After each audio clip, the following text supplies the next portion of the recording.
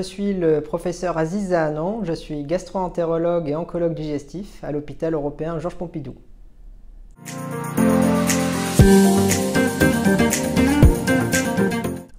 Alors, le cancer colorectal, c'est un cancer fréquent en France. C'est le troisième cancer le plus fréquent après le cancer du sein et le cancer du poumon. Le cancer colorectal, c'est le cancer digestif le plus fréquent. En France, on dénombre environ 45 000 nouveaux cas chaque année et ce cancer est responsable de 17 000 décès annuels.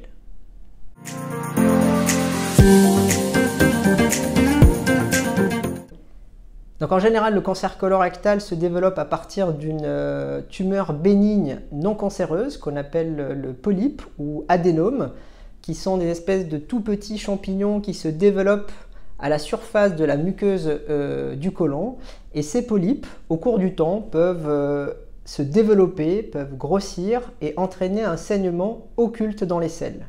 Il est donc important de dépister et retirer précocement ces polypes car certains d'entre eux peuvent évoluer vers le cancer colorectal.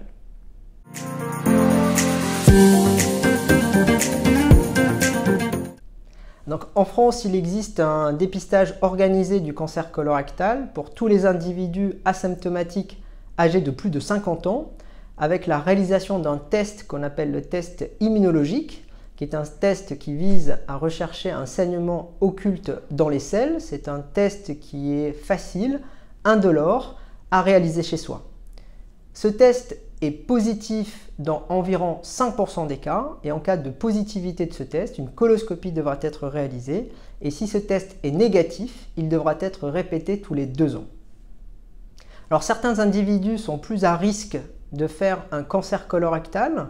Il s'agit des individus qui ont une maladie inflammatoire chronique du côlon ou qui ont des antécédents personnels de cancer colorectal, voire une prédisposition génétique au cancer colorectal qu'on appelle le syndrome de Lynch ou la polypose adénomateuse familiale. Et pour ces patients, une coloscopie devra être réalisée directement et à un rythme régulier.